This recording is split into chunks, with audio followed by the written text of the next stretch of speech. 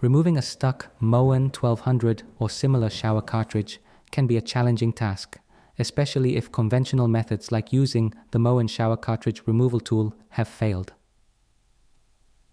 I ended up with the outer shell stuck inside the shower valve housing and only could remove the stem of the cartridge.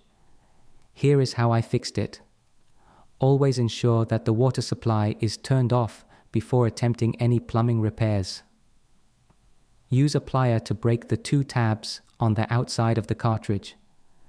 This would be helpful when you pull out the cartridge. Next, insert the 1/2 inch 13 NC tap into the inside of the Moen cartridge. Carefully turn the tap to dig 1/2 inch threads into the core. You might add lubricant if necessary. This step is very important as it will create a grip point for the bolt.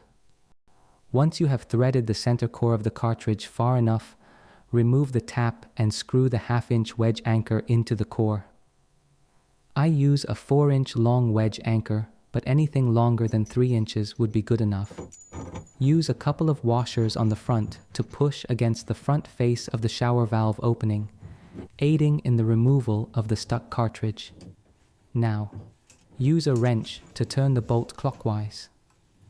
This action will draw the stuck Moen cartridge towards the front of the valve opening. When it goes out far enough, it will push against the washer and you won't be able to pull it out further. In this case, you can add a wrench between the washer and the valve opening. Make sure not to block the cartridge.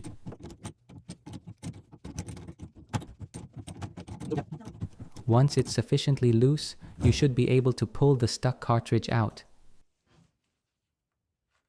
Finally, you can clean and flush the valve before installing a new cartridge.